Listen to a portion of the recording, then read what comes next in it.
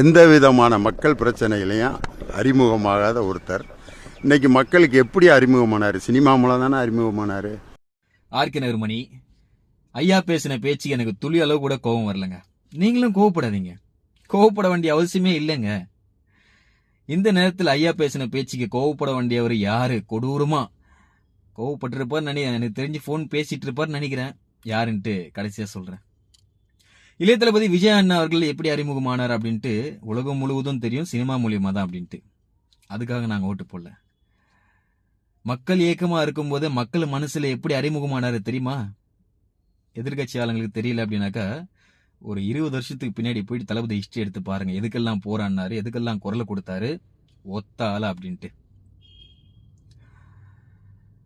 ஓட்டு வாங்கி ஊழல் பண்ணிக்கிட்டு ஓடி ஒளிஞ்ச ஊழல் ஆட்சி அரசியல்வாதிகளுக்கு நாங்க பதில் சொல்ல வேண்டிய அவசியம் இல்லை. உண்மையா நம்பிக்கையோட ஓட்டு போட்ட தமிழ்நாட்டு மக்களுக்கு நாங்க பதில் சொல்லிக்கிறோம். சொல்லல முக்கியம், செயல். இந்த நேரத்தில் யார் கோவப்பட்டிருப்பாங்க அப்படின்னு பாத்தீங்கன்னாக்கா, டெப்டி சிஎம் ஆகிய உதயண்ணா அவர்கள். என்னங்க பேசிட்டு இருக்கீங்க நீங்க? நீட்டு தேர்வுக்காக வந்து போராடினாரா விஜய் அண்ணா அப்படின்னு சொல்லிட்டு கேக்குறீங்க. நீட்டு தேர்வை ஒழிப்பேன் அப்படின்னு சொல்லிட்டு ஊழ உதார விட்டு வந்தது நானு. நீங்க என்னமோ என்ன சொல்ற மாதிரி இருக்கு. போங்க. எலெக்ஷனுக்கு முன்னாடி கொடுத்த காசுக்கு கூவுனீங்க. இப்ப எதுக்கு? தோத்துட்டோம்ல, போங்க அப்படின்னு சொல்லியிருப்பாரு நினைக்கிறேன்.